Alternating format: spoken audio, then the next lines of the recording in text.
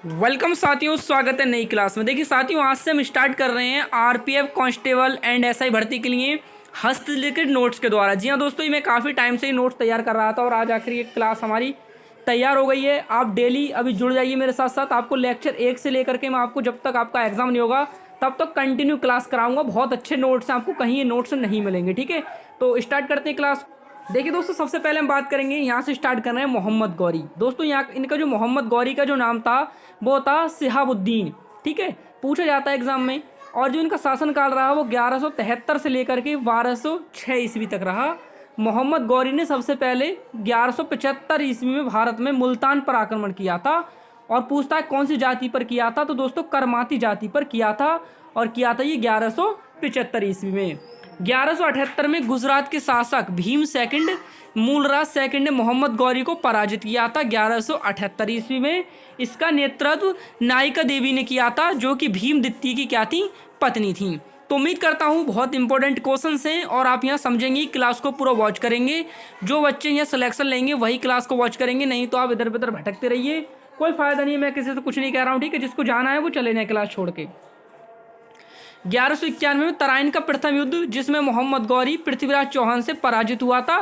ठीक है, ये युद्ध जो हुआ था दोस्तों मोहम्मद गौरी वर्सेस पृथ्वीराज चौहान से हुआ था 1191 में। ठीक है, ये भी पूछा जाता है कि बताएं तराइन का प्रथम युद्ध कब हुआ था। तो यहाँ से आप 2 क्वेश्चन याद करेंगे 1191 में, और हुआ था दोस्तों मोहम्मद गौरी और वर्सेस पृथ्वीराज चौहान के साथ में। ठीक है, अन्य नाम जो थे दोस्तों यहाँ पर राय पिथौरा, पृथ्वीराज सेकंड, और मित्र जो थे इनके वो थे चंद्रबरदाई। और दोस्तों 1192 में तराइन का द्वितीय युद्ध हुआ था। देखिए 1191 में तो दोस्तों तराइन का प्रथम युद्ध हुआ था, जिसमें मोहम्मद गौरी पृथ्वीराज चौहान से पराजित हुआ था। ठीक है, अब दोस्तों यहाँ बात करेंगे 1192 में तराइन का द्वितीय युद्ध हुआ और दोस्तों युद्ध में मोहम्मद गौरी जीता। ठीक है, तो 1191 के जो युद्ध में मोहम्मद गौरी पृथ्वीराज चौहान से पराजित हुआ और 1192 के युद्ध में मोहम्मद गौरी जीत गया था। ठीक है, तो यहाँ से क्वेश्चन 100% क्वेश्चन आपके हिस्ट्री में बन रहे हैं और आप अच्छे से वॉच करिए। आपको लिमिया से यहाँ लेकर पॉलिटी ज्योग्राफी 100% आपको मैं डेली क्लास दूंगा। ठीक है, अब कहीं नहीं जाना है, बहुत हो गया, परेशान मत हुई। 1179 में कश्मीर और सिंध को जीता। देखिए 1179 में कश्मीर और सिंध को जीता। 1186 में भटिंडा तवरा हिंद पंजाब को जीता। ठीक है, चंद्रबरदाई की पुस्तक का नाम पृथ्वीराज रासो है। जी हाँ दोस्तों, देखिए बहुत इंपॉर्टेंट क्वेश्चन है। चंद्रबरदाई की पुस्तक का नाम पूछा जाता है तो आप कहेंगे पृथ्वीराज रासो। पृथ्वीराज रासो को आगे चलकर जलहल ने पूर्ण किया, यानी कि जो पृथ्वीराज रासो थी उसको आगे चलकर जलहल ने पूर्ण किया। इसके बाद दोस्तों हम बात करेंगे पृथ्वीराज चौहान की। तो देखिए दोस्तों अनंगपाल सेकंड तोमर गुर्जर शासक थे। इन्होंने दिल्ली को बसाया था। देखिए दिल्ली को बसाया था अनंगपाल द्वितीय तोमर गुर्जर शासक ने। ठीक है, इन्होंने दिल्ली को बसाया था। दिल्ली का पुराना नाम ढिल्लकापुरी माना जाता है। जी हाँ दोस्तों, आपसे पूछा जाएगा कि दिल्ली का पुराना नाम बताइए, तो आप कहेंगे सर ढिल्लकापुरी। इनका कोई पुत्र नहीं था, पुत्री थी। दिल्ली संग्रहालय 1383 शिलालेख से ये पता चलता है कि दिल्ली अनंगपाल सेकंड ने बसाई थी। तो देखिए यहाँ से आपसे क्वेश्चन पूछा जाएगा कि दिल्ली का पुराना नाम बताएं, तो आप कहेंगे सर ढिल्लकापुरी। और दिल्ली जो बसाई थी दोस्तों वो अनंगपाल द्वितीय ने बसाई थी। ठीक है, इंपॉर्टेंट क्वेश्चन है, यहाँ से क्वेश्चन आपके जरूर बनेंगे।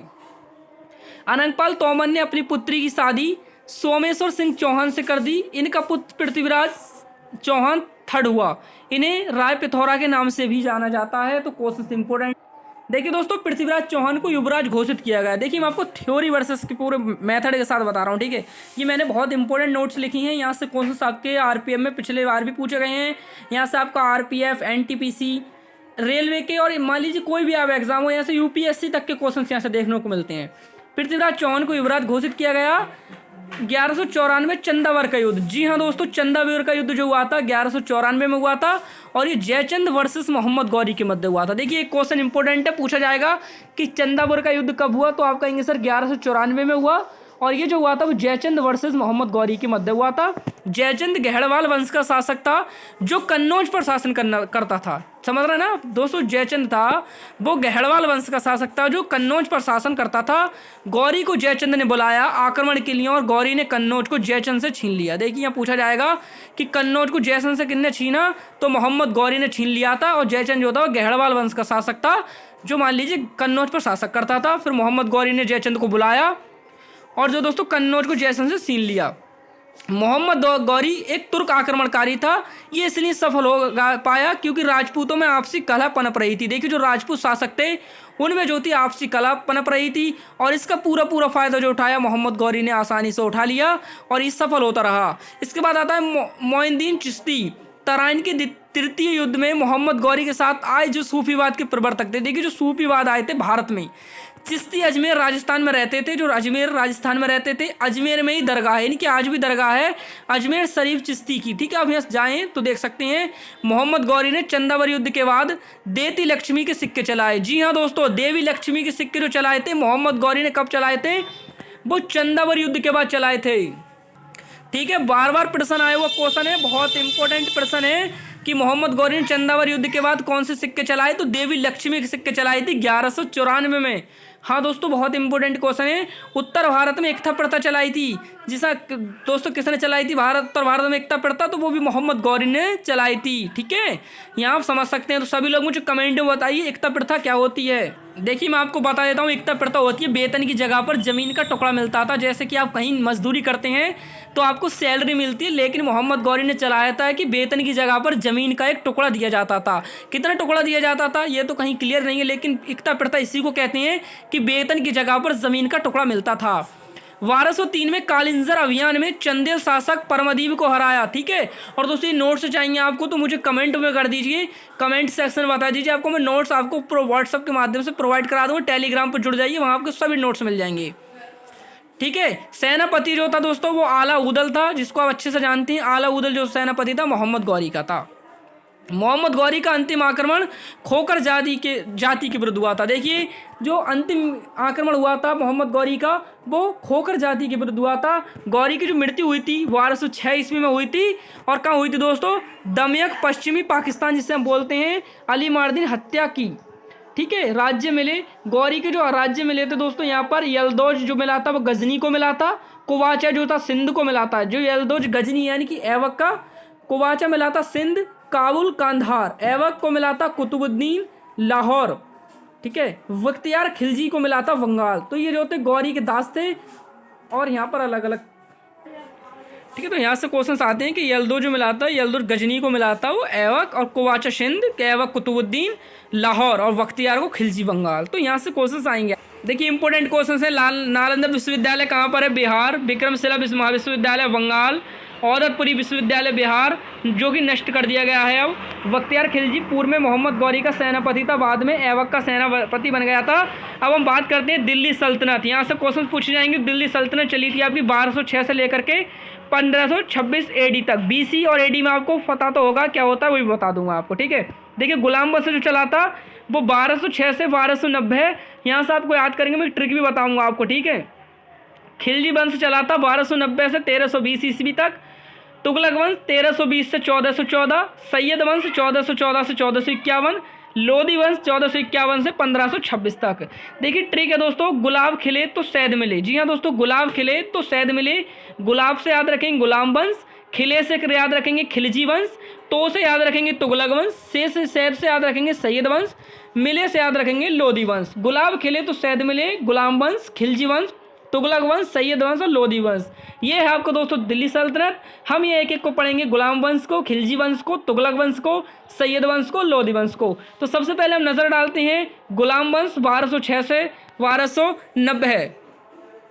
देखिए दोस्तों, गुलाम वंश जो था इसे मामलूक वंश तथा दास वंश भी कहा जाता है। जी हाँ दोस्तों, आपसे पूछा जा सकता है, गुलाम वंश ना पूछ के आपसे दास वंश पूछ ले या फिर मामलूक वंश पूछ ले, तो दोनों गुलाम वंशी हैं।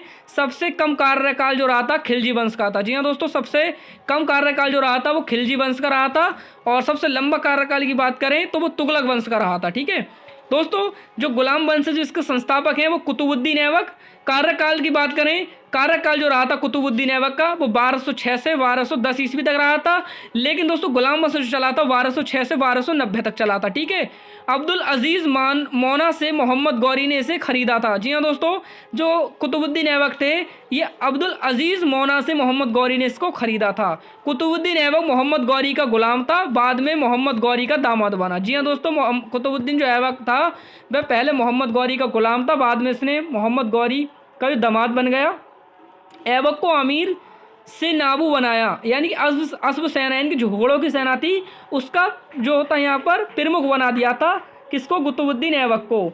अस्पताल की देखरेख करने वाला बना दिया इसको। ऐबक को मालिक और सिविल पुरस्कार की उपाधि दी गौरी के द्वारा दी गई थी। जी हाँ दोस्तों, इंपॉर्टेंट क्वेश्चन हैं आपके गुलाम वंश में। आपको एक एक टॉपिक सब डिक्लेयर करूंगा, बस अच्छे से आपको क्लास देखना है, और जो स्टूडेंट सिलेक्शन चाहते हैं वही क्लास को वॉच करें, बाकी तो सब भागी जा।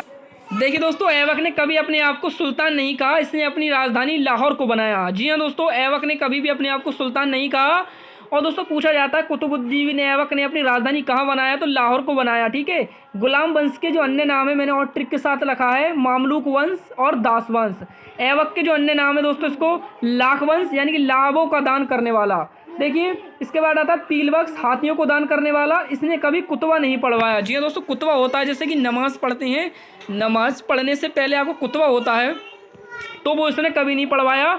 वड़ितयार कवि का शिष्य था ऐबक। ऐबक के निर्माण कार्य, देखिए ऐबक ने कुब्बत उल इस्लाम मस्जिद का निर्माण कराया दिल्ली में। 2.5 दिन का झोपड़ा का निर्माण कराया जो कि अजमेर में है। कुतुब मीनार का निर्माण का प्रारंभ 1193 में कराया था दिल्ली में।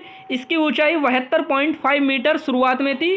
ठीक है, तो यहाँ से क्वेश्चन आएंगे। 1993 में से यूनेस्को की विश्व विरासत सूची में शामिल कर लिया गया। किसको दोस्तों, 2.5 दिन के झोंपड़े को। बहुत इंपॉर्टेंट क्वेश्चन हैं, पूछा जाएगा। बताइए कि विश्व विरासत सूची में कब शामिल किया गया यूनेस्को की, तो 1993 में शामिल इसको कर लिया गया। देखिए दोस्तों, भारत की पहली मस्जिद जो है पेरामन जुमा मस्जिद है, जो कि केरल में है। गुम्बद कला व मेहराब कला का विकास ऐबक ने करवाया था। ऐबक का मकबरा लाहौर में स्थित है, जिसका निर्माण इल्तुतमिश ने करवाया था। जी हाँ दोस्तों, जो ऐबक है, कुतुबुद्दीन ऐबक है, उसका मकबरा लाहौर में है, क्योंकि लाहौर को इसने राजधानी बनाया था अपनी। और इसका जो मकबरा है, इसका जो निर्माण कराया था दोस्तों, इल्तुतमिश ने कराया था। ऐबक की मृत्यु चौगान पोलो खेलते समय हुई थी। चौगान होता है दोस्तों खेल खेलते समय हुई थी 1210 में। आराम शाह 8 महीने का कार्यकाल। जूड़ के युद्ध में इल्तुतमिश खलीफा से खिलाफत प्राप्त करने वाला दिल्ली का पहला सुल्तान बना। भारत में एकता प्रथा इल्तुतमिश ने चलवाई। मैंने जैसा कि बताया था, एकता प्रथा जो होता है, वेतन के बदले जमीन का कुछ हिस्सा मिल जाता है, जैसा कि आपको पता ही है। 1215 एडी में तराइन का तृतीय युद्ध हुआ, जिसमें इल्तुतमिश ने यल्दौज को हराया। 1217 में कुवाचा को हराया। इसी के समय 1221 में चंदेज खां ने आक्रमण किया। चंदेज खां जो कि मंगोल का शासक था, चंगेज खां। आगरा में न्याय का घंटा लगवाया। मुद्रा जीतल और टंकी की मुद्रा चलवाई। जीतल जो होता है तावा, और टंकी थी चांदी की। ठीक है, तो यहाँ से क्वेश्चंस आपके बार बार रिपीट हुए हैं, ऐसा नहीं मैं आपको कुछ भी पढ़ा रहा हूँ। देखिए कहीं आपको ये क्वेश्चंस नहीं मिलेंगे, जाइए कोचिंग लीजिए, 1000-1200 रुपये खर्च कीजिए, टाइम वेस्ट कीजिए, तब जाकर आप क्वेश्चन लिखेंगे, और फिर भी आपके याद नहीं होंगे। इससे अच्छा है कि चैनल को सब्सक्राइब कर लो और यहीं बैठ के देखो, आराम से घर बैठ के देखो, अपने कहीं जाने की जरूरत नहीं है। लाइब्रेरी ज्वाइन करते हो, कानों में वर्ड्स लगा लीजिए बस, और फटाफट देखते जाइए, और अपना सिलेक्शन यहीं से हो जाएगा। अभी 1-2 माह है आपके पास, तो यहीं से कनेक्ट रहिए भाई, कहीं जाने की जरूरत नहीं है। और भागना है तो भागते रहिए, कोचिंग के पीछे भागते रहिए। ठीक है, काफ़ी पैसा है आपके माँ बाप के पास, तो पैसा खराब कर लीजिए, मेरा कोई नहीं जा रहा है। ठीक है, इल्तुतमिश के शासनकाल में मंगोल शासक चंगेज खान ने पश्चिमोत्तर भारत पर आक्रमण किया। उसने राजपूताना तथा मालवा के राज्यों को अपना अधीन किया। देखिए 1234 से 1235 में उज्जैन पर आक्रमण कर महाकाल मंदिर को लूटा। ठीक है, इल्तुतमिश ने कुतुब मीनार का निर्माण पूरा करवाया। ठीक है, 1226 में रणथंभौर का किला और 1232 में ग्वालियर को किला जीता। अपने बेटे नसरुद्दीन महमूद की याद में सुल्तानगढ़ी का मकबरा बनवाया। तो यहाँ से क्वेश्चन आएंगे। ये भारत का पहला मकबरा था, इसलिए इल्तुतमिश को मकबरा शैली का जनक कहा जाता है। Very good. यहाँ से पूछा जाएगा कि बताइए भारत का पहला मकबरा कौन सा है, तो आप कहेंगे इसने सुल्तानगढ़ी का मकबरा बनवाया था। देखिए मैंने इस पर कई बार इस क्वेश्चनों को रिपीट किया है, रेड कलर में टिक किया है। भारत का पहला मकबरा सुल्तानगढ़ी का मकबरा इल्तुतमिश ने अपने बेटी की याद में इसको बनवाया था, जो कि भारत का पहला मकबरा है। इसलिए इल्तुतमिश को मकबरा शैली का जनक कहा जाता है, मकबरा शैली का फादर्स कहा जाता है। देखिए टकसाल का नाम सिक्कों पर लिखवाया।